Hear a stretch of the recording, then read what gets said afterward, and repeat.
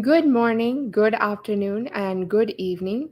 Welcome to our show on global barriers to male immigrant well-being. My name is Mathusha Menon. I am one of the coordinators for the youth wing at Voice of Men 360. By profession, I am a vocal trainer, a vocal coach, and a project coordinator.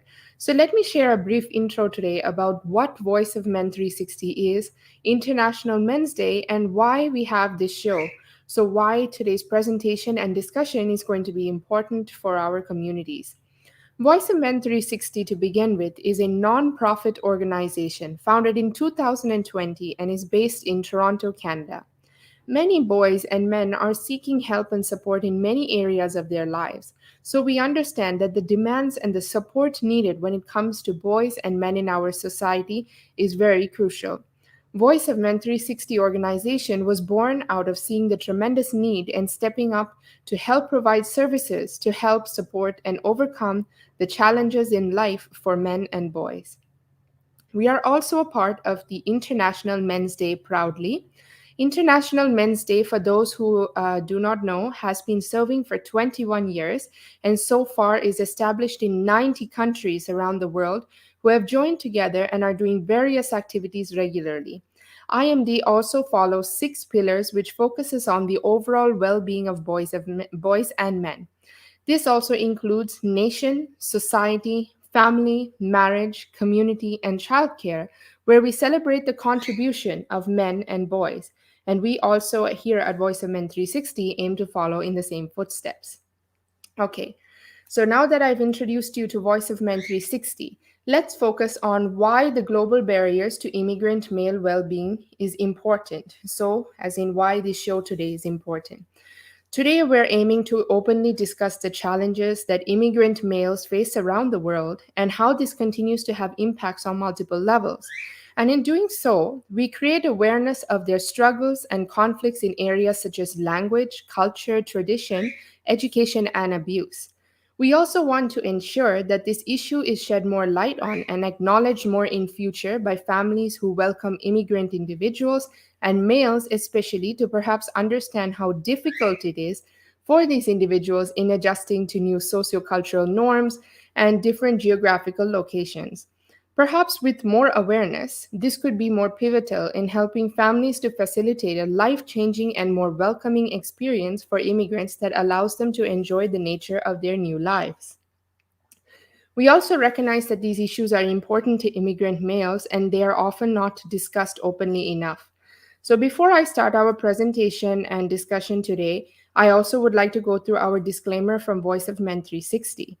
So, we would like to remind you that Voice of Men 360's mission is always delivered in good faith towards peaceful harmony.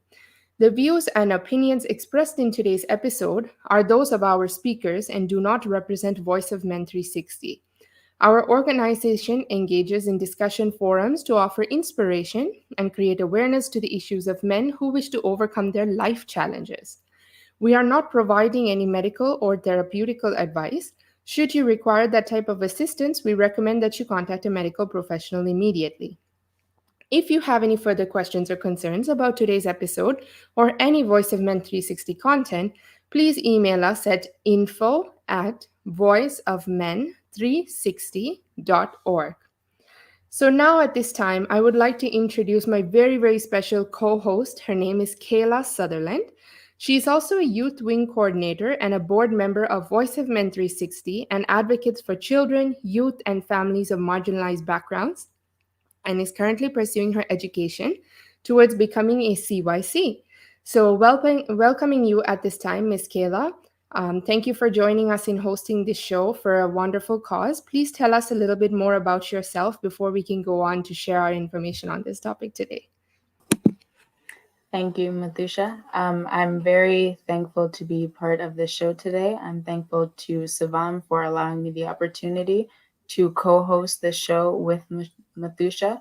I am 23. I am a individual who comes from a background of um, being from a marginalized community. And so I understand that there are many challenges facing those who are also from marginalized communities. And this is part of the reason why I'm currently in school right now to become a child and youth worker, because I recognize that children from different backgrounds, they also need the opportunity to be advocated for. They need services that will better suit their life and their backgrounds. And so that is why I'm also very thankful to be part of this show, because I believe that discussing barriers that impact immigrant males and immigrants in general is a very important topic to discuss. It's something that may not be widely understood or talked about enough. And so I hope that by talking about this today, that it will shed some light on things that people may not have understood before. Thank you. Perfect. So thank you so much, Kayla, for joining me today to host this program, and thank you for telling us about yourself as well too. So definitely some great initiatives that you're working on. I definitely honor the children and youth field as well too, because definitely setting a foundation for a great future is something that is very, very important as well too. And I'm happy to be discussing that in terms of how immigrants and especially males face these barriers to well-being as well. So let us go forward today then in discussing our show today on why and how these barriers have been imposing challenges to the well being of male immigrants around the world.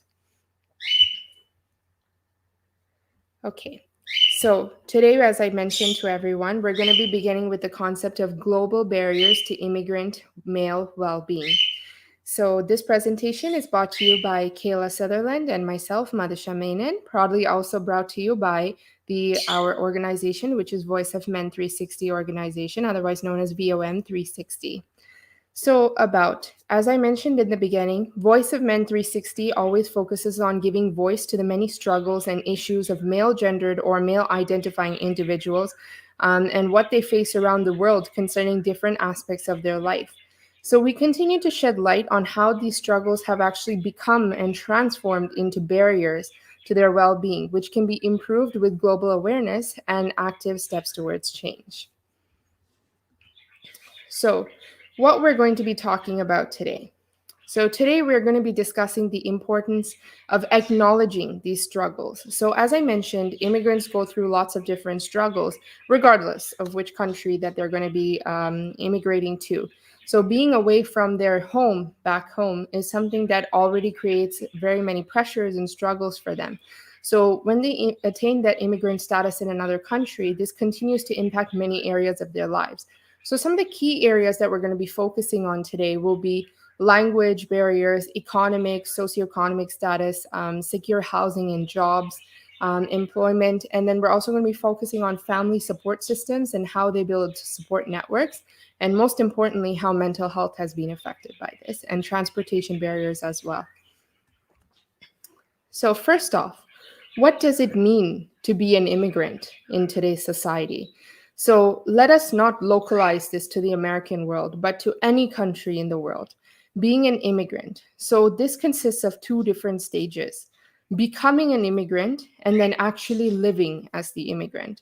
Becoming an immigrant consists of a series of stages. So, this becomes built by the excitation of moving to a new place, getting to know a new country, getting to know that new culture. And many people who are in the process of becoming an immigrant often hold expectations. So these expectations may consist of many different challenges, struggles where they may be either afraid of a new life and also be excited of being going towards something that they hope is going to bring them a better life and more happiness and well-being. So also this also consists of going through many legal processes. Legal processes such as applying for their residency or to attain their status, and in terms of attaining their visa, going for medical. So there's many different pressures associated with this as well too. And then on top of that, listening to the experiences of others. So they may have many different family, friends in their own country who have had experiences of becoming an immigrant in another country. So, of course, they will share their experiences, and these continue to influence these individuals who are in process of becoming an immigrant. In addition, they will also share their experiences with their original support networks, which may be their family and friends, where they may share how they feel about moving to a different country. Furthermore, The second step is when they actually attain the status of living as an immigrant, which means they've essentially moved on to their new country and they're going to be able to live on this life as a new person in a new place. So, this consists of another set of pressures, which means adapting to sociocultural norms that may be very foreign or unaware to them. They often sense that feeling of alienation where they feel that they do not belong or they feel that it's difficult to belong with the society. Furthermore, communication barriers has been listed as one of the biggest issues for everyone, regardless of English being a worldwide national language. Even so, going to different countries, learning their national language and communicating, being able to communicate and be understood as a person is another difficulty. They also face many difficulties with poverty in terms of being able to move up on the scale of income, if they, especially if they're coming into the country with essentially limited terms of means. And if they're separated from family and friends, they have a lack of social networks and they often become distant with their family that's back home. Thanks to technology today, though, definitely there's many more communicational options that allow us to stay connected, but still, it never equates to the same thing of living within their family circles. Furthermore, we want to talk about transportation barriers as living as an immigrant, where they're unable to understand road systems and how this really affects them. So, we're going to go into depth in these topics going forward, and of course, how their mental health is also affected by this. So just a brief introduction to our team, as mentioned. So we have the person, which is Sivam Velaidam.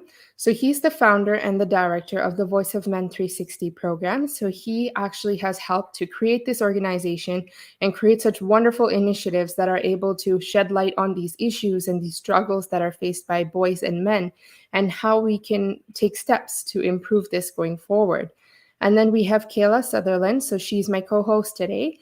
And she's, as I mentioned, a youth wing coordinator and a board member for Voice of Men 360. She's making many initiatives as well too to help with families, children, and youth who are growing and part of marginalized communities. And she wants to become a child youth coordinator as well. And myself, Mathusha Menon, so youth wing coordinator for Voice of Men 360. I'm typically affiliated with fields such as education, psychology, equity, and music.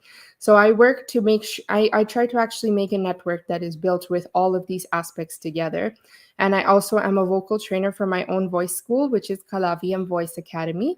And furthermore, I want to encourage any new members. So for those of you who are watching this today, first off, I want to thank you for taking the time to come out and listen to us today and listen to what we have to say on this topic. Furthermore, if you're looking to join us on the venture with Voice of Men 360, we're always looking for new members, regardless of experience or what field you're in. We're always looking for new opinions to contribute. So, furthermore, get in contact and let us know if you would like to join. I will be providing you with the resources as well towards the end of the show. Okay, so at this time, I'm going to have Kayla take over. She's going to be providing some information on our topic. And furthermore, we're going to delve into our show at this time. Thank you. Okay. Thank you, Mathusha. So first, I want to start off with discussing language barriers.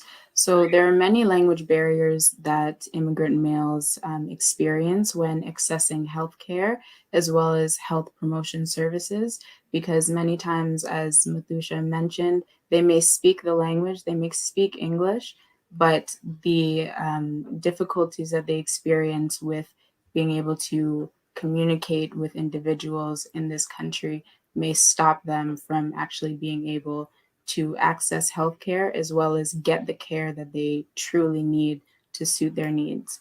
And poor linguistic ability is actually one of the major reasons behind differences that immigrant males experience when they come to this country.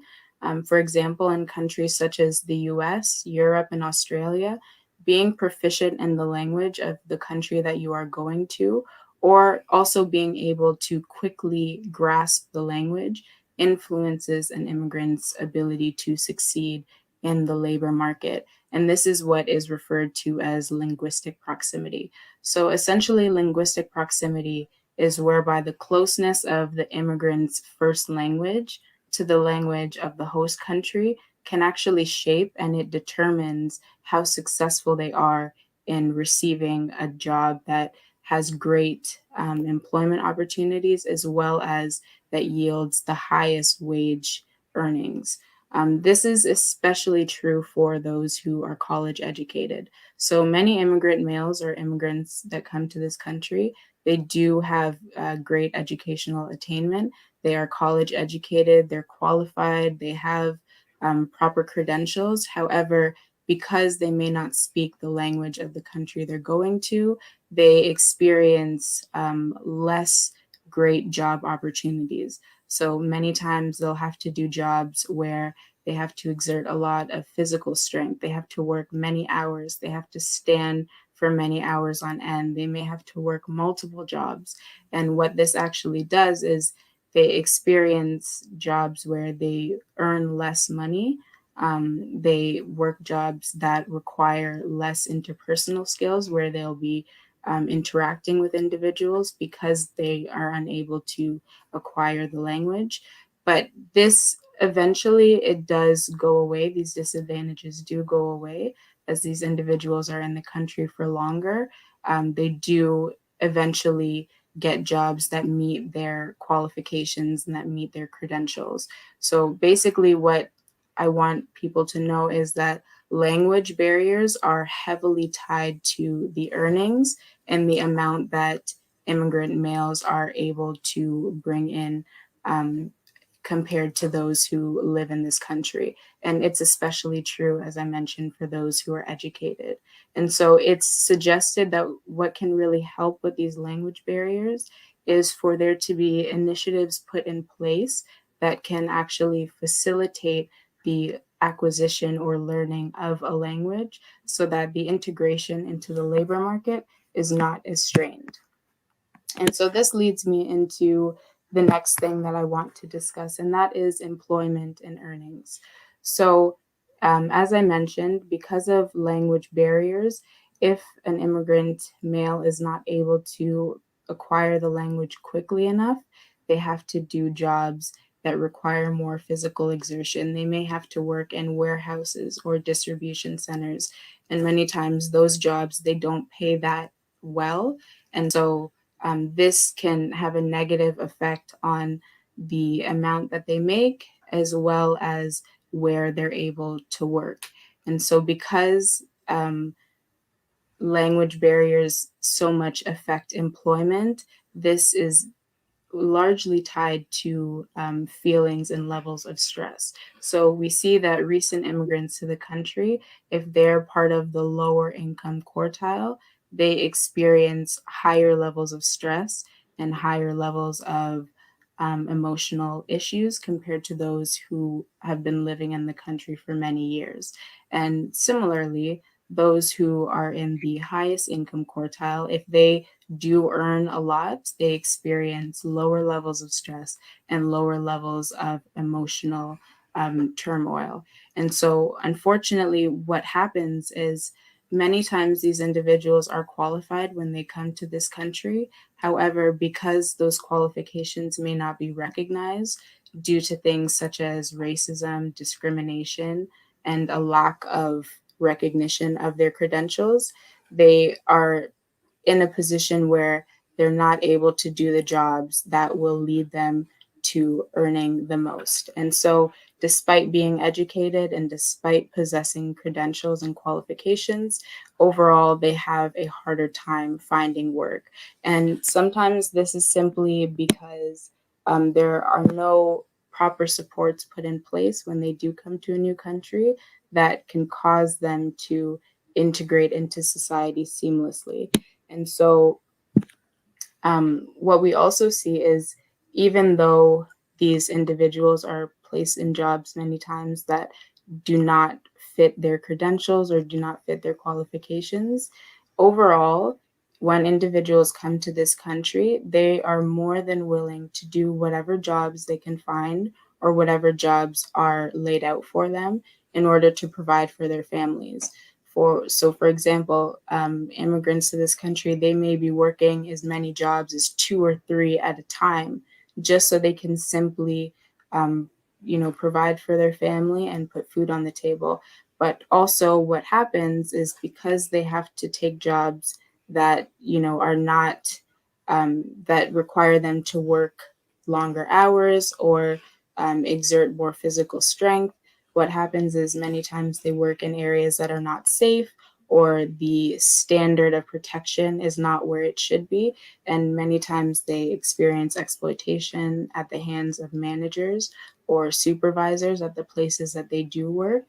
And so, with all that considered, it's important to note that these individuals, they increase the morale of the country, they increase employment opportunities, and they also increase the prosperity of Canada overall. So without immigrants to this country, and in any country, the country can face labor shortages. They can experience a smaller tax base and increase strain on the medical system and pension funds. So immigrants are very important to our country. And so the next thing I want to talk about is housing. So, finding suitable housing is the second most serious problem that faces new immigrants to this country within 6 months of arriving within this country. We also see that in larger metropolitan areas such as Ottawa or Toronto, the homeless population, we see that immigrants and refugees are often overrepresented in the homeless population in these areas. And many times it's simply because the rent levels in these areas are so high. And so, if there's a language barrier that leads to not being able to find and secure proper employment, and which then leads to lower wages, and the rent is high, these individuals, many times they end up having to live on the street because they simply cannot find places to live. And so, not being able to secure affordable, adequate housing for families can lead to overcrowding in the areas that they do live. It can lead to unhealthy housing conditions. It can also lead to stress and conflict within that home because there's simply too many people living in that home at once. Something that is also very common is many times immigrants do come to this country and they do have financial means. They are financially well off, but they face issues of not having credit history. So when you come to this country, in order to secure proper housing, you will be required to show documentation of credit history, as well as you'll need, to open a bank account, and you'll have to show that you have the proper funds to secure housing. And so when you first come to this country, you may not have that. And so that's another issue that plagues these individuals in terms of finding housing. And so the lack of affordable housing, it can actually trap newcomers to this country in a cycle of deprivation where they're forced to use the income that they attain to pay for rent and forego buying groceries or buying food. And so, what this does in the long run is this puts them at a disadvantage and at a lower level socioeconomically. Another issue of a lack of affordable housing is that it jeopardizes the immigrants' prospects for seamless integration into society. And this is largely due to maybe discrimination based on race, class, and gender. Poor housing also affects an individual's overall mental and physical health and well being. This can cause infectious diseases and injuries from, and injuries such as chronic mental illness. And so, poor housing overall, it causes a deterioration in health. And then the last thing that not being able to secure proper housing causes is it constrains them in terms of creating social networks. So, for example, when you come to a new country, if you're not able to figure out where you're living or if where you live is safe, you're not going to look to be going out with friends or things of that nature. So, it causes them to struggle in creating meaningful social connections.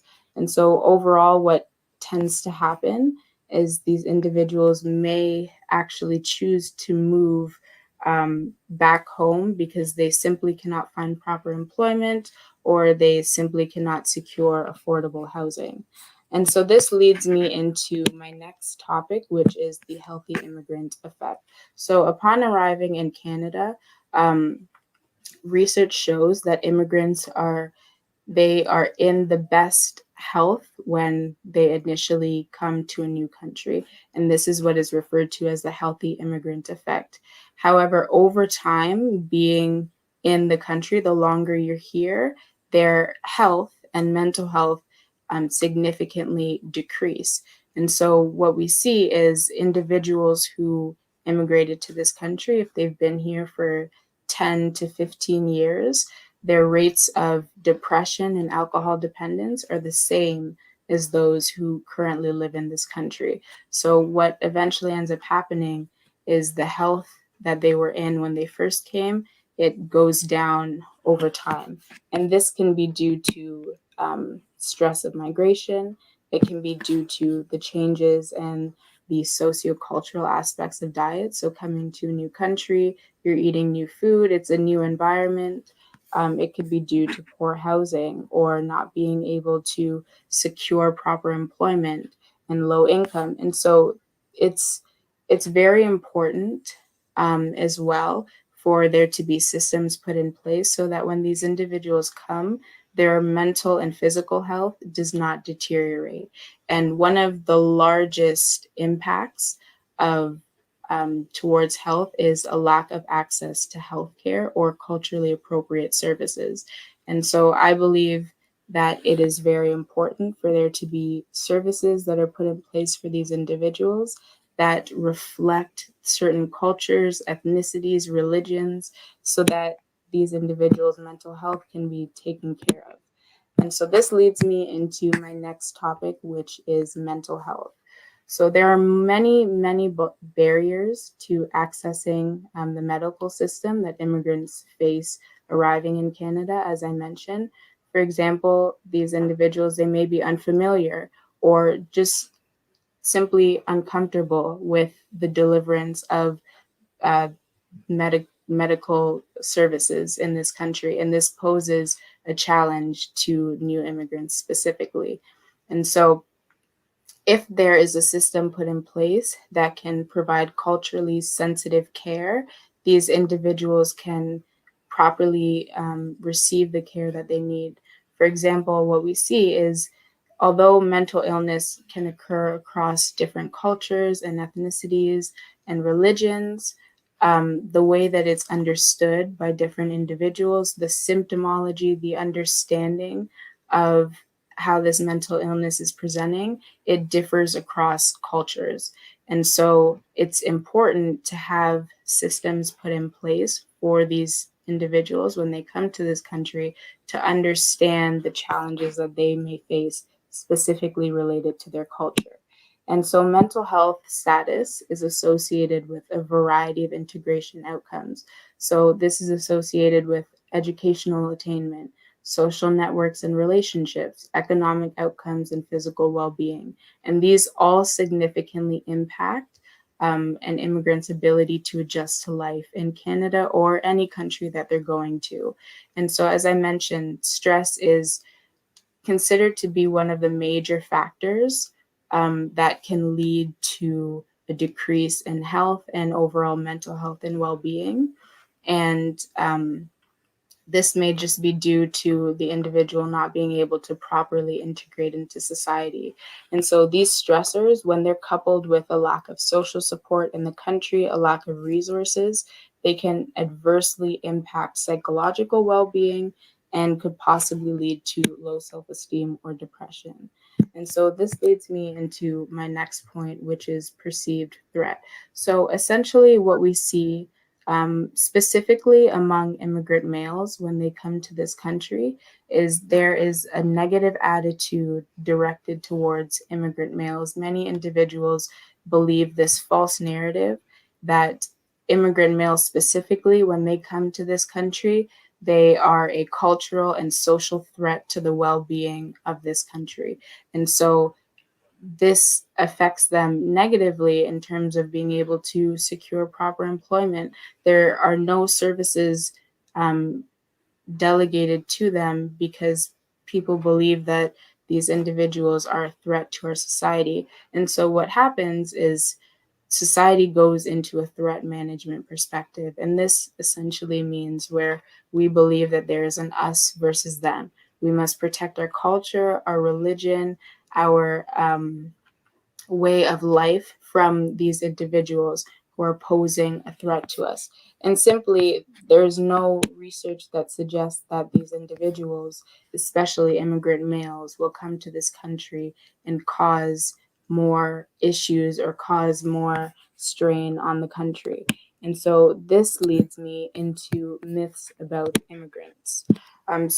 Unfortunately, as I mentioned, there are a lot of anti immigration sentiments that people believe.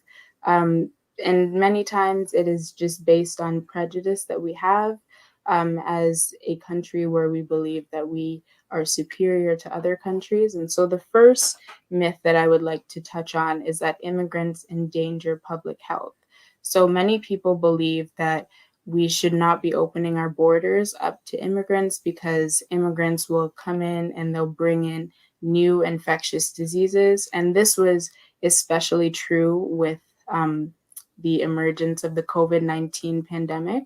The borders were closed for an extended period of time from allowing individuals to come from different countries because the belief was that if we allow our borders to be open, these individuals will come and they will spread diseases to our country, which again is something that research has not found to be true.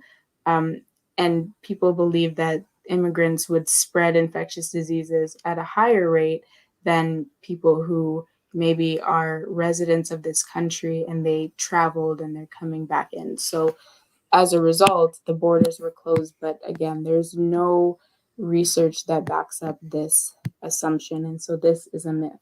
The second myth that people largely believe is that immigrants will come to this country and they will take away jobs and destroy the economy. Now, this one is something that is widely believed and held by individuals in this country. I've heard many people say that why are we letting all these people into our country? We don't even have jobs for ourselves. How are we going to provide jobs to these individuals? And simply what we see is that, as I mentioned, immigrants are already at such a high disadvantage coming into this country because of language barriers that lead to them not being able to find employment. So it's not always true that these individuals will come to this country and take away jobs because many times they're not even able to get the same jobs that Canadians or Americans or whoever is able to solidify in their country.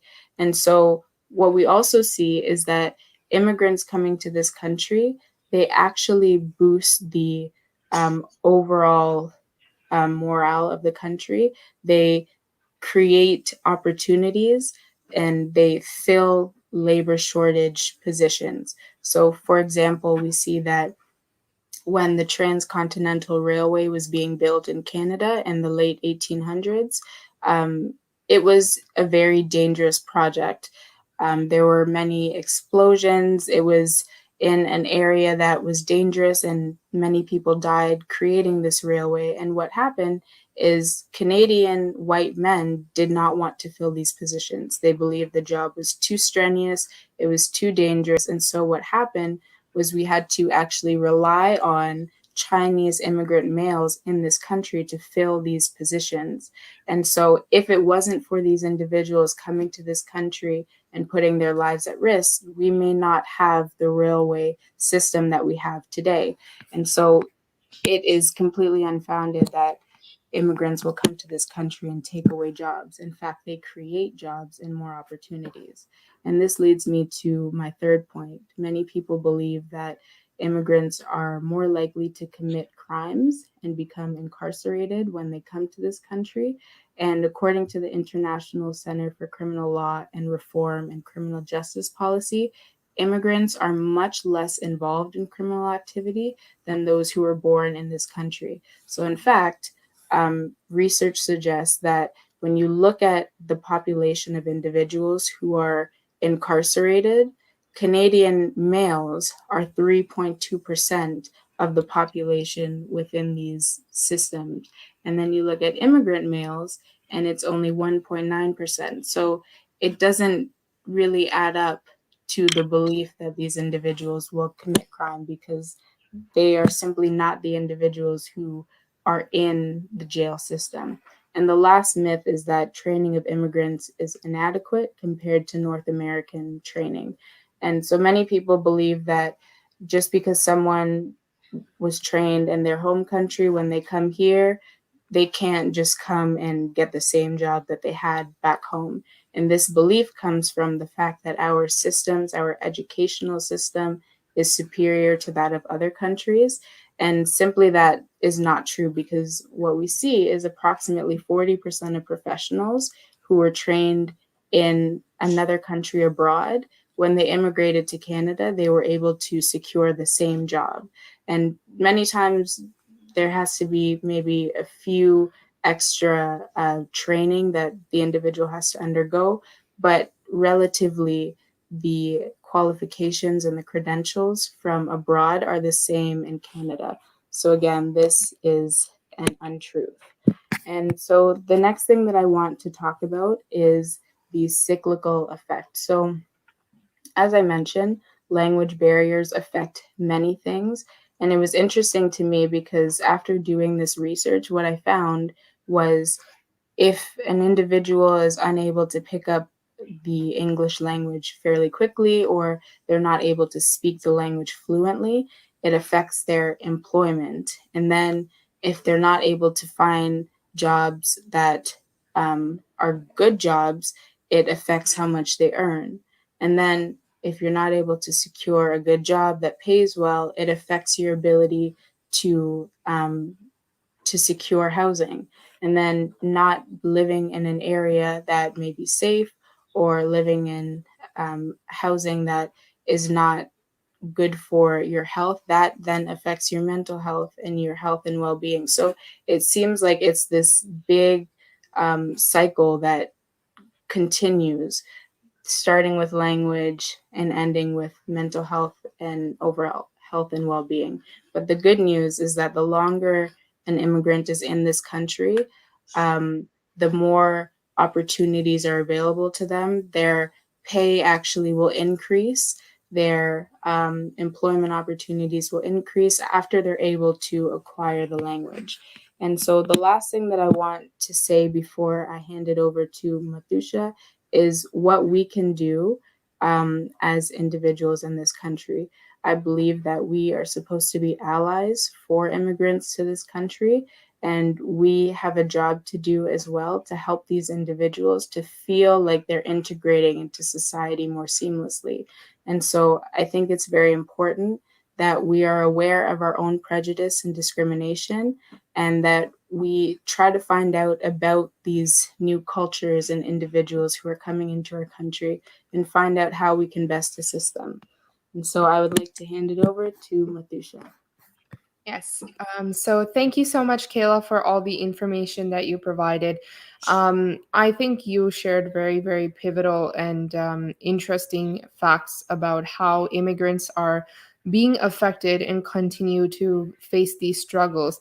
So before I start on the topics that I'm going to talk about today as well, too, so they're actually very, very similar to what Kayla presented, but my perspective and angle will be a little bit different. So I want to talk to you guys a little bit about why that is, why it will be different. So um, as a personal person who is being experiencing and living with individuals who are immigrants, so I myself proudly I'm a Canadian born child, but I do live in a family who is filled with immigrants, including my parents' generation, and the most recent immigrant to our family, actually, which is my husband, who has arrived in Canada for the past 7 months. So I want to share some of my experiences of how I've really seen these immigrant barriers and struggles being experienced, and how I've watched them grow over time in terms of how they've been impacted by these barriers, how they've been able to face them, and perhaps especially when, since we're talking about males today, the two biggest male figures for me that I've been seeing, of course, would be my father, who I've observed for many years, and then of course my husband, who has been recently here for the past 7 months. And just in terms of how much barriers they've been facing and how they may not be able to express it, because there's a lot of stigmas, as Kayla has mentioned, that are associated with immigrants and how they're establishing their lives when they arrive into a new country. So regardless of it being Canada, for example, I want to make sure that our message is globalized. So joining, becoming an immigrant into any country comes with many different stigmas attached. And definitely, I would say, for example, in my personal experience, that Canada has been definitely very, very good in welcoming with warm arms all immigrants, and trying to be very, very like the multicultural melting pot, as I like to say. However, Kayla mentioned a couple of important facts actually that state and kind of hint and suggest at the fact that the more an individual is away from their home and they're in a new country as an immigrant, they actually become more detached and further away from their roots. So this means, in terms of, I'll be talking about topics such as cultural assimilation and how this really affects your identity as a person. Perhaps the lifestyle that they held in their original home countries is something that becomes totally changed because of the nature of the lifestyle and the norms that we held in this country here today.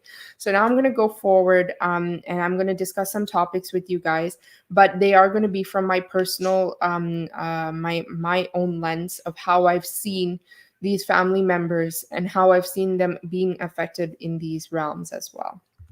So, the first topic that I would like to talk about is male expectations.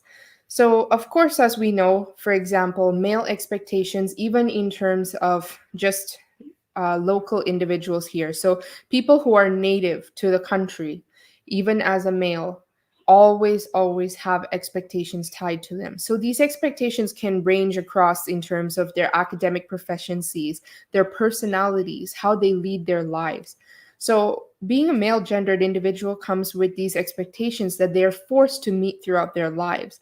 And when they don't meet them, this is where it becomes a sense of pressures that are created within their, maybe their friends, their family, their social networks, and even in their employment networks, because they are not meeting these expectations.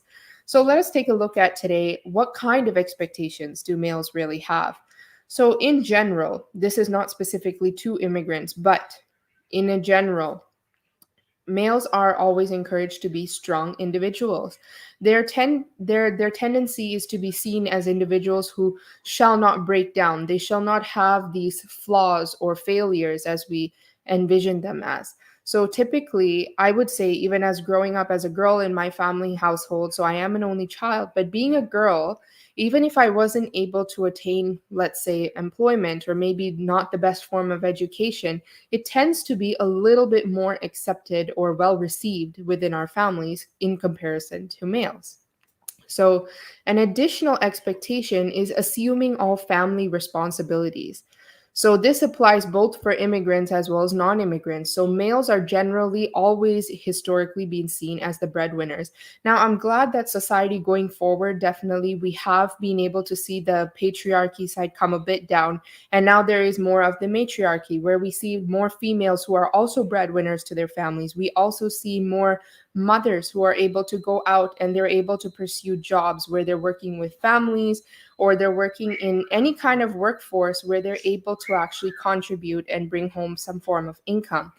However, always this tends to be an imbalanced load where we see that the males are the ones who have to assume the family responsibility. Now, if we look at how this ties into an immigrant's lifestyle, when they are an immigrant, this also means that they typically have a family that is back home. So when they have family members that are back home, they often are reliant or dependent on the individual who has immigrated to the other country to provide with them financially. So this sense of financial burden becomes something that the male individual has to take on, and is rather something that extends beyond their personal means. So even if it's not for themselves, they are now forced to have the goal that they have to make sure that their family is being well provided with, even if they didn't have means for themselves. So that contributes to a lot of pressures, which we're going to talk about going forward. Another expectation that we like to look at is being financially established. So when immigrants arrive to an actual country, we also look at a factor where we typically prefer them to be financially established. So that could be in terms of families who are accepting immigrants. We prefer if they're financially established, or otherwise, let's say if they're coming under a work visa or they're coming under student visa. The people who tend to come in with more financial means are the ones that tend to less struggle. So, but that is just a stigma. That is just a means of how we identify immigrants. But it's actually become a pressure on the male immigrant individual to essentially have more financial means to represent themselves in a higher status, essentially. So these are areas that are also problematic. Another expectation is that males should not be illiterate. So in terms of, we always typically want, as families, even how I've seen as growing up, how families treat their children, and how many friends, even how they treat their children, is often in the family the males are the ones who are expected to be educated more. They assume that they should be having a higher form of education in order to attain a good form of employment. So this kind of builds itself, I would say, more so as a hierarchy. So this hierarchy starts with the good education, which is assumed to bring you to a good job, which is then assumed to bring you to a good income. But realistically, this hierarchy never always falls into place. It's not necessarily the case, even for people who are local individuals. So I can only imagine how difficult this is on a male individual who holds so much expectations that maybe they're not even able to pursue their passions or even pursue their own personal well-being because of all these expectations that have been imposed upon them. So another expectation that I would like to talk about is, so I also mentioned about education, but definitely the lack of ability for them to express, so to display their emotions and their struggles. That is also a very, very big factor. So typically, even in local like native individuals, when we are raised, we often see that males are the ones that are not supposed to display their emotions. So as I mentioned in the very first point, is that males are supposed to be very strong, they're supposed to be dominant individuals. So when they struggle with any kind of problem, or that they're having any form of emotional stresses, it is considered as something that they should not share. It is something that they should adapt to, rather, and they should move forward and be successful in. So, as you can see, these can lead to very many problems because it becomes a problem that has been bottled up for long, extensive periods of time. And when that is bottled up for periods of time, they lack their social networks because they're not able to openly share and express these feelings, and they're not received well within their families. So, I would like to give a personal example at this time.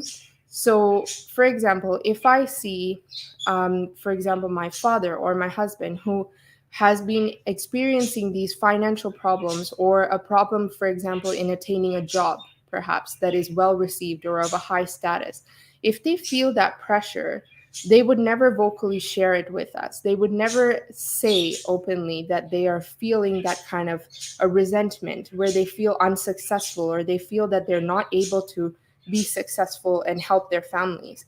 However, I have witnessed the struggle of how much they have been trying to apply to multiple jobs, how they've been trying to attain many interviews, or how they're trying to seek other opportunities and maybe still not be able to attain them.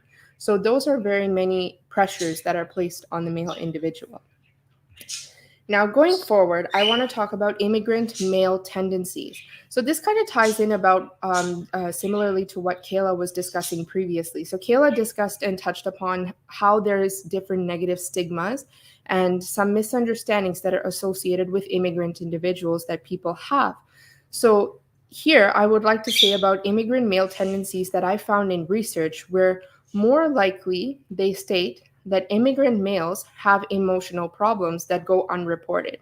So These emotional problems can range across many different aspects. So this could be from anxiety to depression to even just simpler, more lower scale issues, which is maybe being uncomfortable around different social environments, not being able to adjust to lifestyles. So these emotional aspects are stuff that don't go reported. They're not vocalized, yet they are still present. They're there. So it becomes more of a thing where it's out of sight, out of mind, but you're not necessarily addressing the problem.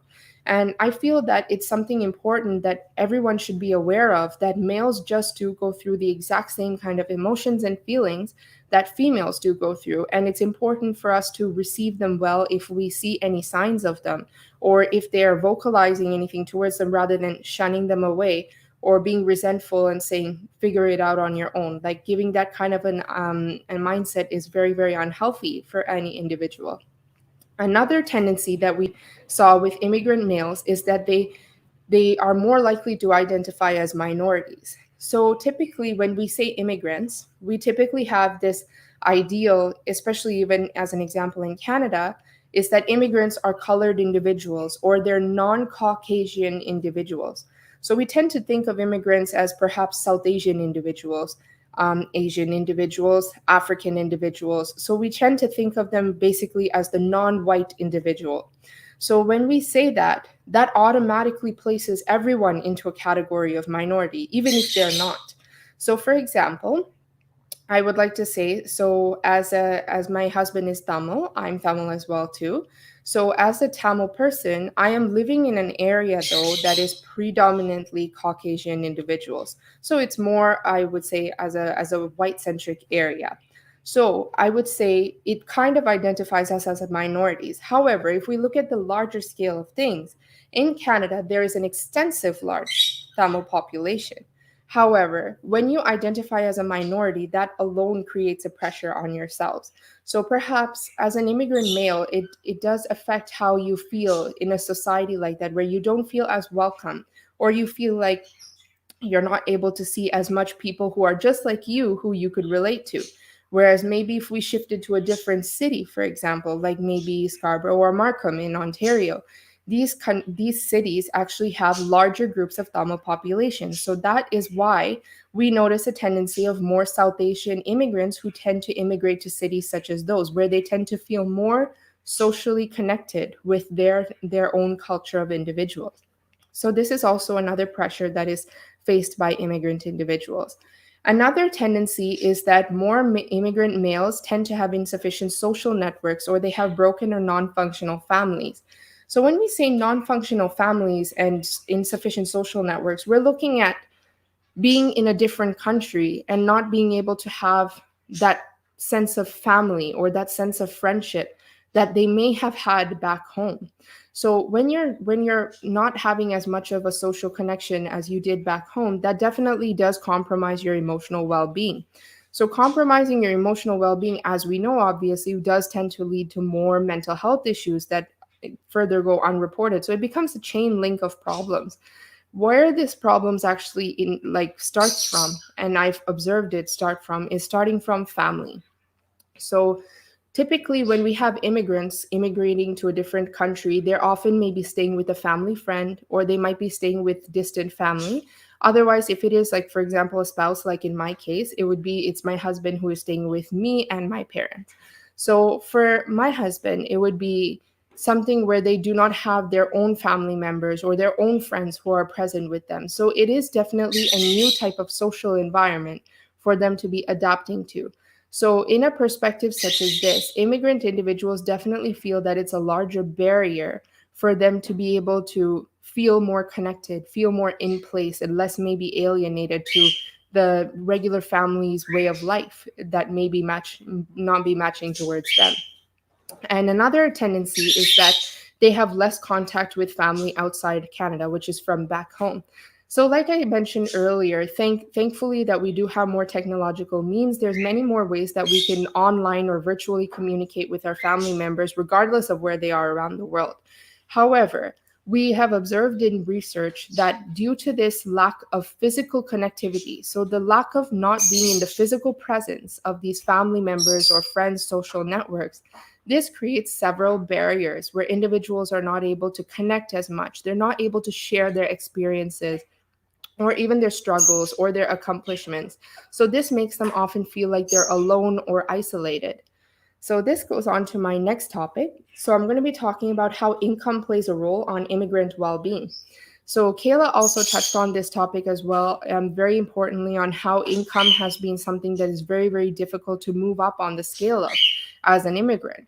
So definitely that comes tied with language barriers, that comes tied with issues where sometimes educational certifications don't often transfer over sometimes, or they're given less appreciation in the country that they're immigrating to, which means that they will have to take on other kinds of jobs that are often not fit or not related to the field of their passion or their success.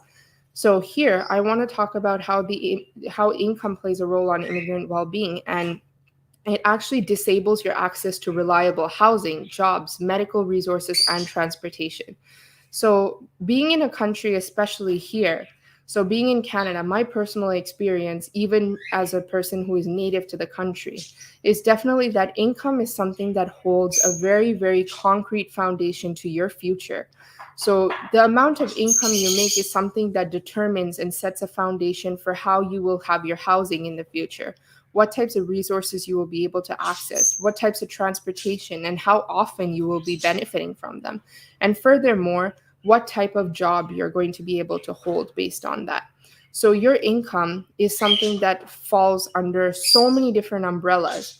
So, I can only imagine how difficult that could be, especially for an immigrant individual who is new to a country and is unable to attain the standard of income that perhaps would guarantee them a better quality of life in a country, but is rather forced to compromise with less income and an undesirable job, for example. So they're also unable to move up in society. So being moving up in society, what does this mean? Moving up in society can mean, as an immigrant, becoming a well accredited or well respected individual. So, if we take, for example, I read in research that individuals, for example, who have studied something medical related, so let's say we're having an individual who is coming in with medical experience into a new country and still unable to form or attain a job in the medical field, and they're forced to maybe take on something in a factory or a distribution outlet just because they need the money.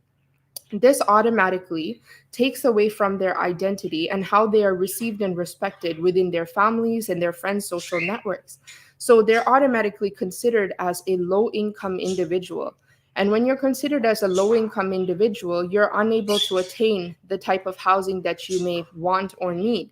You're not able to find better jobs as well too, because when you apply you don't have any form of references, and because you're new to the country, it's already difficult to find those kind of higher quality, higher accredited jobs.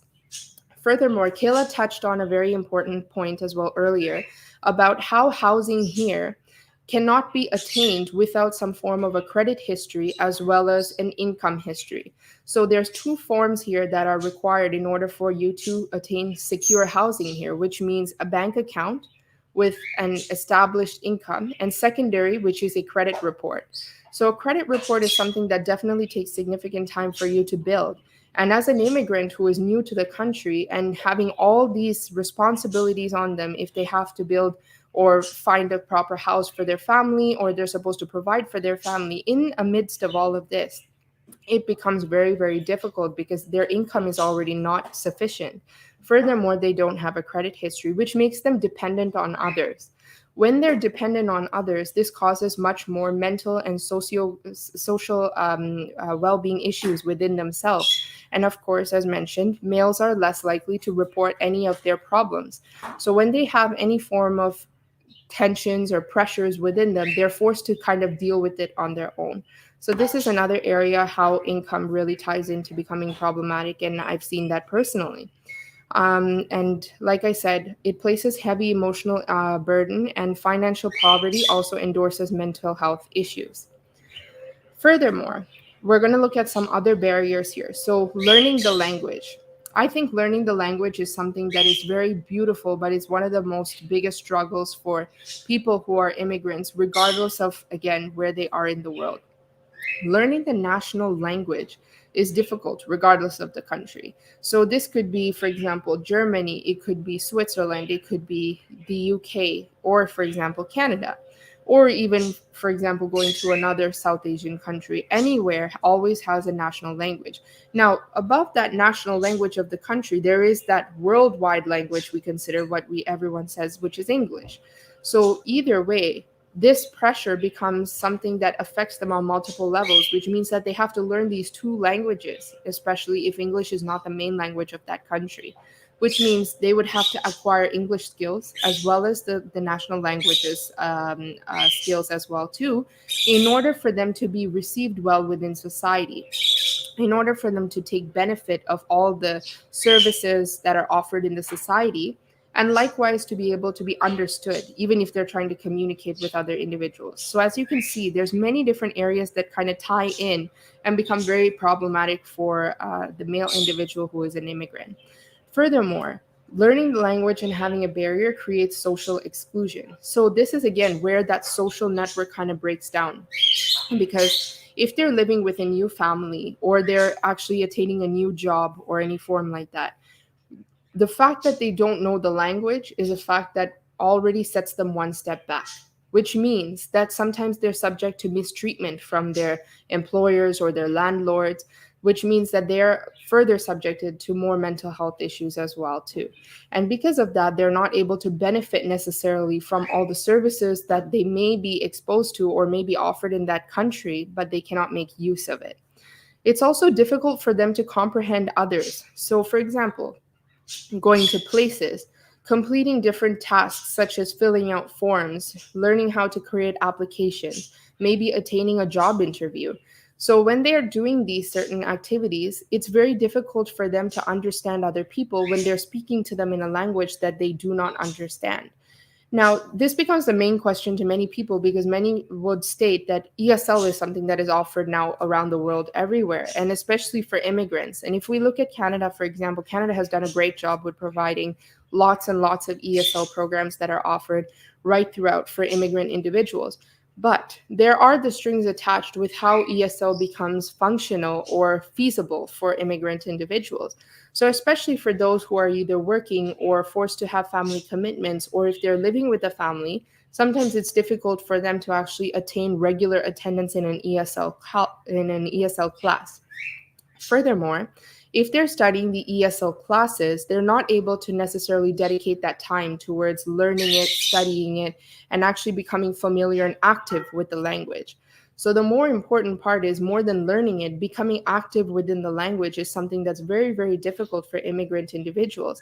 Hence, they feel more comfortable speaking within their native language with those who will understand it in order to get their point across. So, furthermore, I want to go into the topic of some other barriers for immigrant individuals, which is raising children and academic success.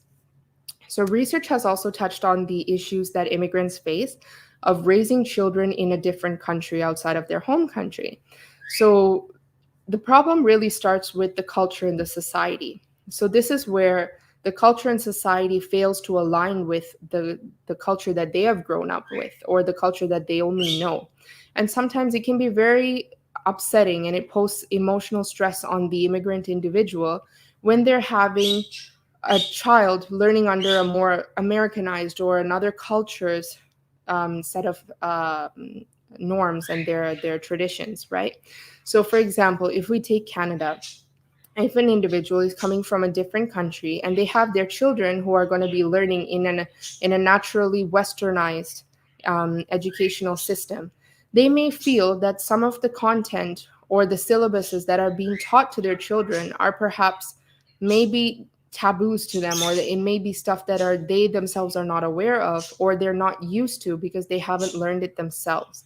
So this becomes something where they feel that they are left out, ostracized perhaps within their own society. And when their children are growing up to be so Americanized, research has shown that the children tend to pick up on the language much faster than the parental generation, which means that they will be much more quick to learn the English than their parents. So when we have immigrant parent individuals who do not know the language, it becomes very difficult for them to coach and provide the necessary support for their children in their academic realms when they cannot understand the content and be able to help them. This also means that children of immigrant families are also subject to much demeanor in their educational institutions. So, because they are from immigrant families, or especially if the child itself is an immigrant with the family, this means that they often are subject to bullying, they're subject to racism within their schools. This creates more mental health issues for the children and the parents itself, where the parents are not able to or understand how they can help their children, and the children are not able to express that to their parents because the parents cannot understand it. So as you can see, this creates like almost an intergenerational conflict between their children and the parents as being an immigrant family.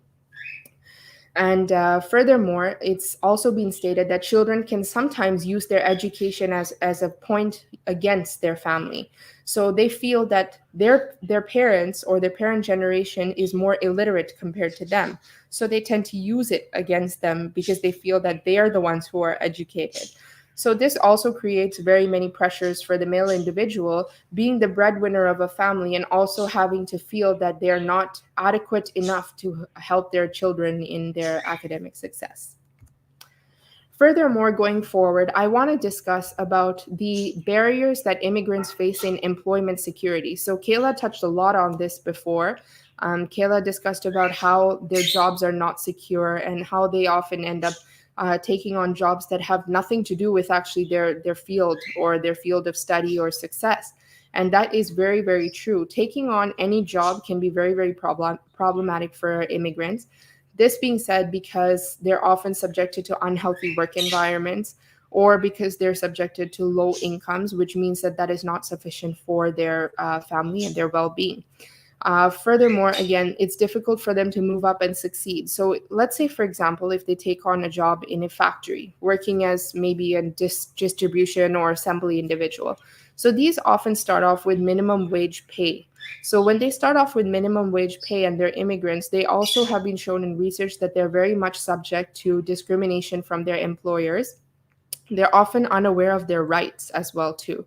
So there are a set of workers' rights that are available in Canada, and workers' rights and safety is something that is not aware for many immigrant individuals. So because of that, they actually subject themselves to many unlawful work environments that they continue to accept only for the sake that they need the income so desperately. So this creates a lot of, again, mental health issues that don't go addressed, and it becomes a very larger problem, like a bigger problem in the future as well too. With employment security, they're also unable to establish work communication and networks. So, in terms of being able to apply to future better job positions, or even have coworkers, colleagues, for example, that they're close with and establishing a network with, and being able to know what else, and what other services are offered, it's hard again when you have a language barrier or you're working in a more isolated environment, which is really important. That's something that Kayla mentioned in the beginning too, that immigrants are often, because of their language barriers, they're posted into isolated work positions where they actually don't stand on the front line and work with actual other individuals. So because of that, they don't have coworker networks that they become close with, and furthermore, they're not able to develop their social skills or their language skills because they're so far in the back. Almost, they're always working on the back line behind things. So this is also a problem. Another thing is employment security is very precarious for immigrant individuals, which means that employers may tend to hire them under short-term periods because they kind of need them to fill in labor shortages. So if they're filling in labor shortages, this means that an individual does not have a secure form of job. So when you don't have secure employment, you're not able to build a proper credit history. You're not able to sustain a proper income, which means that that can create further tensions on family members. It can create tensions within themselves, and further this sense of male inadequacy where they feel that they're not able to be the proper breadwinner that they wish to be or are trying to attain. So, like I said, they often survive on these below sufficient wages. And we already know that living costs are very, very expensive around the world. And especially if we look in Ontario, people have claimed in research that the actual minimum wage is below the actual living wage. So if you ask yourself what a below wage is and a living wage is considered in Ontario to be a wage that is sufficient for our living and basic well-being and livelihood of life, which means a proper house, proper food, utilities, rent, everything together. But a minimum wage is somehow not sufficient enough to hold that living wage. So this becomes another tension that a male immigrant individual is forced to endure as well. Going forward, I want to discuss as well housing security. So housing security has also been a big problem for immigrant individuals as well too. So as Kayla mentioned in the beginning, the two factors that are required in order to attain proper housing in Canada, which is for you to have an active bank account with savings, which also means that you would require a credit history. In order to build that as an immigrant individual, it takes a significant amount of time. So, in order for you to actually secure proper housing, that becomes another problem where they have to either live in group environments, they may have to live with multiple individuals to split rent, otherwise, they stay with family or friends. And what happens is this causes a lack of privacy. Sometimes there are misunderstandings within the families, and this creates more tensions for the actual immigrant individual, which means that it makes it harder for them to adapt to their new life in their new country. In terms of the housing security as well too, because of the low income factor, they're not able to establish a proper or safe form of housing, which means that they're forced to go to a location that may be not as safe of a neighborhood, or it may be a housing system that is maybe not as clean, or maybe that doesn't have the exact resources that they need, but they're forced to stay there because they need a roof over their heads in order to survive. So then it becomes reduced from an immigrant experience of life quality all the way down to a basic survival need. So that basic survival need becomes very problematic towards mental health and physical well being. So, we've also noticed in research that they state that immigrants often purchase in unsafe neighborhoods or they find unsafe or below grade homes. They tend to live with multiple people, which ends up having health concerns and privacy issues as well. And they are victims of exploitation, again, from landlords. So, this is kind of like the job field that I mentioned, where they feel that they don't know their rights and they're often subjected to an unhealthy or unlawful environment, but they're just not aware of what kinds of rules they're able to have. And they're unable to vocalize their rights either because, again, language barriers, lack of social norms. So they're not able to fit in exactly as well as the native individual would be able to fit in. And research has sadly also mentioned that people who are immigrants are often exposed to violence, rape, and torture, and they're not able to access the resources that they need that could benefit them during these difficult times. Another barrier, a big aspect, is transportation for immigrant individuals. So as we know, especially in the more westernized world, so for example in Canada, my personal experience is transportation is one of the core requirements for all individuals to get around. So this could be even just to get your basic needs, such as going to grocery stores, being able to buy food, being able to purchase medication, being able to actually go to and from your job safely every single day. And transportation is required in some form of means often to make that possible. So that could be whether you're using buses, public transportation, or whether you're using shared taxis, Ubers, carpooling with friends, family, or whether you have the access to the luxury of your own vehicle. But that transportation all comes with strings attached again for immigrant individuals because they're often not able to afford or access that reliable transportation. So, why may that be? You may think to yourself, public transportation continues to be available to everyone. Why would it really be a barrier of access? Well, the reason is because number one, language barriers. Language always starts with the base of everything. So when they're not able to understand the actual system, the road system, what kind of rules are here, what kind of transportation systems are offered, they're often having a hard time to use that transportation to get to a specific area that they need to because they don't have the means to understand it.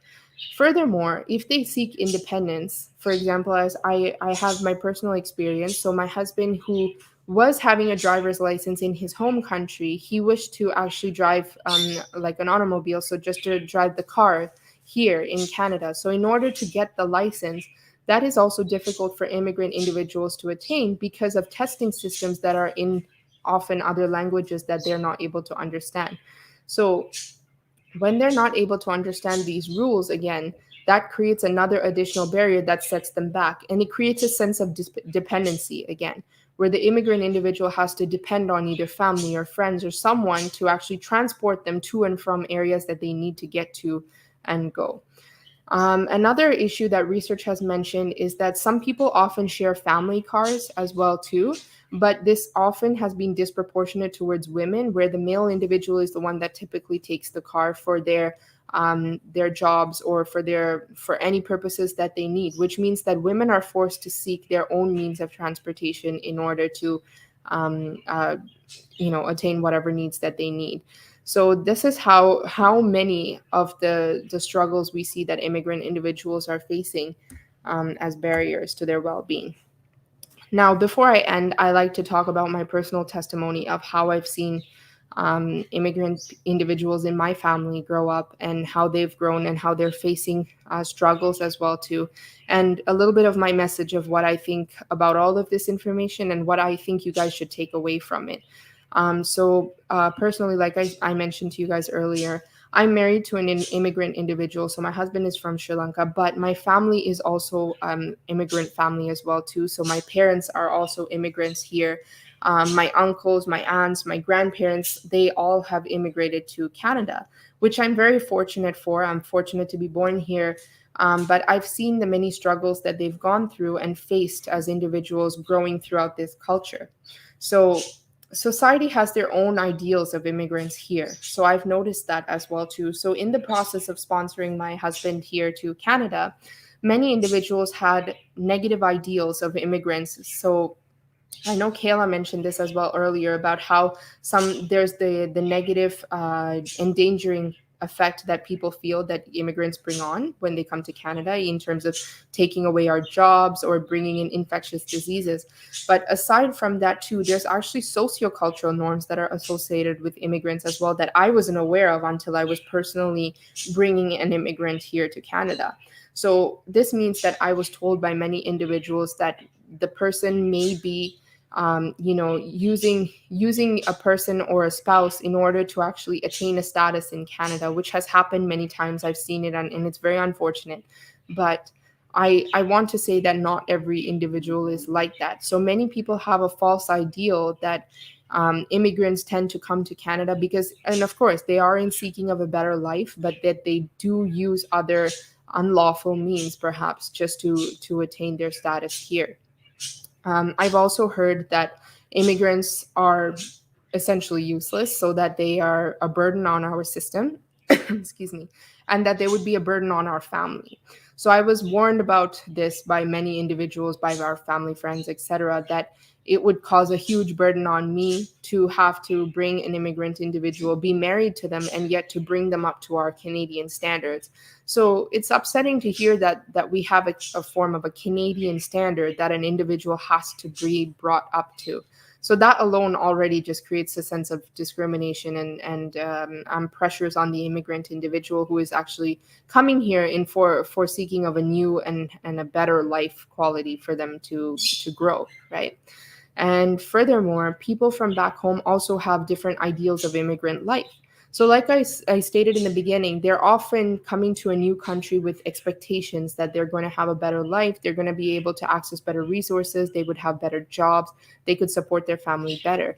But they don't necessarily get exposed to the many struggles as well of what they will be going through in order to adapt to and again feel at home or in place within the society that they're wherever they're moving to. Another struggle is that I've seen in my husband, for example, is that he struggles with adjusting to Canadian lifestyles. So we noticed also with, for example, sociocultural traditions. So I want to give an example. Just recently, actually, we had the Thanksgiving holiday. So as we know, the national religion of Canada is known as Christianity. So, which means that typically the holidays that we practice here are Christian based holidays, such as Thanksgiving. So, when it was the first time that we were celebrating Thanksgiving together as a family that day, my husband had asked me actually, what is the purpose of Thanksgiving? So, I explained to him that it is a Christian tradition, but it's something that we are thankful for the food that we have on our plates and that we're able to share it together as a family. But I said also, even for people who are non Christian, it's just a matter of giving gratuity towards the food that we have and being able to say thanks to that and share that with our family. So when I explained this to my husband found it very strange that we were celebrating something such as that, because he comes from a group family in his back home country where he lived with family members. So every day they ate food together. And he didn't assume, or he found it difficult to understand why we would actually have a holiday to celebrate something that we do every day, anyways. So I noticed how there are cultural differences that it's hard for us to adjust to, as well as for them as immigrant individuals to adjust to. Now, turning the tables around, when it came closer to just about a week ago, we had the Indian celebration Diwali.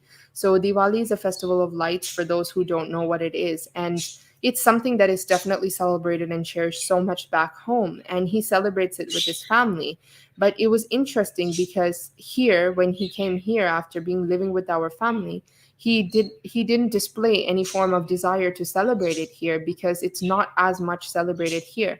And this was also like a very shocking form for me, where it was an eye-opening experience, because even my own parents don't really celebrate it as much as at home, which means that they themselves have become so Americanized from their own culture that now it's no longer considered a big deal. Whereas maybe when my parents were immigrants, new immigrants here as well too, they would have wanted to celebrate their family traditions as well too, and religious traditions as well too in Canada. So it's very interesting to see how over many years time you actually become further and further detached away from your culture, your language, your traditions, and your own identity changes just for the sake of becoming one with your new country, wherever that may be. So another struggle I saw is that my family was having actually adjusting to my husband here as a newcomer.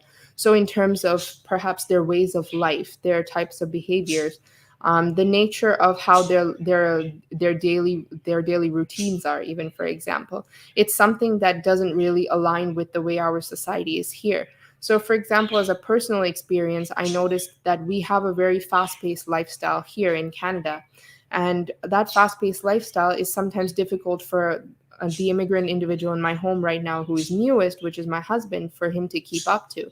So he often feels that things are too fast paced for him, and he prefers the more laid back lifestyle that he has coming from his back home country, which is not often well received here sometimes by communities, because again, the male tendencies and the male expectations that males should be strong and be able to adapt to every single change all at once. But again, I can only imagine how much stress that places on a single individual for them to be able to have to adapt to every single thing and make everyone around them happy when maybe themselves they're not happy and they're not able to express that. So, those are some of the things that I wanted to say before I go forward to sources. And my takeaway messages here is definitely that there is so much aspects of immigrant mental health that is um, overlooked and not seen, that we don't understand as families and communities. And I feel that it's important going forward that everyone should try their very best to acknowledge this and be able to perhaps receive with warm arms the individuals who are immigrating and leaving behind their families and a lifestyle that they once knew it as, to adapt to a new country. And when we place so many expectations and burdens on them, it creates more and more pressures for them. And especially, like I said, as males, they're not able to experience it. So it kind of becomes the one man battle right throughout the entire process. And I think that that is very crucial and detrimental to their well being and health. And perhaps that they would have better qualities of life if we're able to understand this better and address them better, and maybe provide a better support system for them so that they're able to grow along with their process. So these are some of the sources that I have used for the information that I provided in the presentation. These are the sources that were used for Kayla's information as well too. And just before the conclusion, I would like to thank all of you who took the time to listen to our presentation. We both hope that you enjoyed learning about the struggles faced by immigrant males around the world. And I think it's important for us all to make a difference every single day. And before that, my closing remarks, I would just like to mention I just want to ask you at this time, Kayla, before we wrap up, if you have any other closing comments that you would like to share at this time before I finish up. I just wanted to say that I believe that after myself speaking and Mathusha speaking, that it's important to think about for yourself, the people who are around you, immigrant males who may be in your life. Think about the struggles that they may face when they first came to the country, or even if they've been in the country for a few years. Many times, these disadvantages and barriers that they face, they do decrease over the amount of time that they're in a country for. However, they still experience issues daily. And so I think it's important to continue to have these conversations with these individuals, whether it's your brother, your husband, your cousin, or friends that you know who are immigrant males. Because as Mathusha mentioned, males many times they are supposed to be strong and they may not talk about the issues that they face. So as I mentioned, as allies, we have to, try and have conversations with these individuals, see what we can do to make their integration more seamless. And I think it's a very important conversation, and I'm glad that we got to talk about it. Thank you. Thank you so much, Kayla, for your comments as well too. So yes, definitely I agree as well that it's a very important topic for us to be discussing. And I hope that we get to shed more light on this in the future and focus on different aspects. So before I close, I do have a couple of announcements that I would like to share with you all. So as many Canadians know, our Indigenous communities are currently in a big crisis at this time, and they do need our help and support. So, Voice of Men 360 is actively stepping up, and we are starting a donation drive for Indigenous families. So, if you do have any used clothes, dry food items, please do let us know. We can come by and collect them. Or you can also call at 416 356 7414. Otherwise, there's another number as well, which is 437 889 8329. Otherwise, you can also reach out to us by emailing at info@voiceofmen360.org, or you can also contact us through the Facebook Messenger and you can let us know and we can coordinate that with you. Furthermore, Voice of Men is gladly going to be celebrating our second observance of International Men's Day. So, this is going to be a week long celebration starting from Saturday, November 13th, up to Friday, November 19th. So, I do encourage you guys to take part in that as well. And tomorrow's show there's a show actually going on tomorrow as well from Voice of Men 360. So, that's going to be called Releasing Transgenerational Trauma, and that's going to be by Dave Rogers, the facilitator and advisor at Voice of Men 360. So each day we will have a 90-minute show with a variety of different activities. It's going to be live on Facebook and YouTube, so please do happen to join and support us. And I do want to let you guys know about some of our live shows as well too. So number one, we have the Open Up Sharing Your Personal Life Journey show. So this is a live talk show that is on every Sunday at 10 a.m. Eastern Standard Time. We also have the Viri program, which is known as a Tamil language live talk show, which also takes place every Sunday at 8 a.m. Eastern Standard Time. We also have a monthly webinar, which takes place on the first Saturday of every month at 10:30 a.m. Eastern Standard Time. In here, we bring in always expertise or organizations and individuals to discuss a special topic each time. We also have a monthly special show, excuse me, called The Unspoken Tears. So this takes place on the second Saturday of every month from 10 a.m. to 11 a.m. Eastern Standard Time. The focus of this show is actually for domestic violence against men, such as bullying, male sexual abuse, traumas, and human trafficking. Definitely something worth of checking out.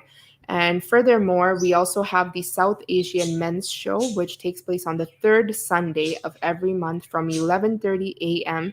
to 12:30 p.m. Eastern Standard Time, by Voice of Men 360 and All Bengal Men's Forum, which will be hosting this show. And this one focuses on issues faced by South Asian men, and it happens to create awareness. And each month there will be different participants from different countries of South Asia as well too.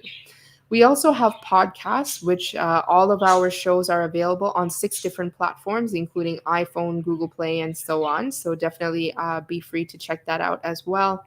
And we also do have a monthly men's only group meeting. So it's for men by men only. It takes place every 2 weeks on Tuesdays from 6 p.m. to 7:30 p.m. through Zoom. So the next one is actually going to be on Tuesday, November 16th. So please feel free to join through Zoom. The link is available as well on our Facebook page and group. And lastly, the other show that we have is called Pass the Talking Stick. So this is an Indigenous peer-to-peer support group, which takes place on the fourth Friday of every month from 6 p.m. to 7 p.m. Eastern Standard Time through Zoom. Furthermore, before I close, I want to let you guys know there are never any limitations with gender, age, nationality, religion, or ethnic groups. All walks of life are welcome to participate in any of the Voice of Men 360 shows. So if you ever want to be a guest on one of our shows or you're willing to participate in the organization, any help, any ideas, and any voices are always accepted. You can help us directly or indirectly, so definitely reach out to us. We love to work with any individuals, professionals, experts, community organizations, associations, corporations, government officials, and businesses. And you can contact us through the following means. So the phone number is 437 889 8329. We also have an email. You can email us at info@voiceofmen360.org. Our website is www.voiceofmen360.org. You can also find us across all social media. So we have a Facebook group page as well too. So feel free to join that so you can stay in the loop with our daily activities. And you can also invite your friends as well. And we are also going to be running a special campaign. So we will have 5,000 members by November 19th as a part of IMD 2021. Please invite your friends to join our Facebook group, Voice of Men 360. Our other social media platforms where you can reach us through would be Instagram, LinkedIn, Twitter, YouTube, and TikTok. Please definitely don't forget to subscribe as well to our YouTube channel, which is Voice of Men 360. We always strive to reach out to more people and help as many individuals as possible. Please continue to support us on our journey, and thank you to all viewers today for your time and your support. Thank you.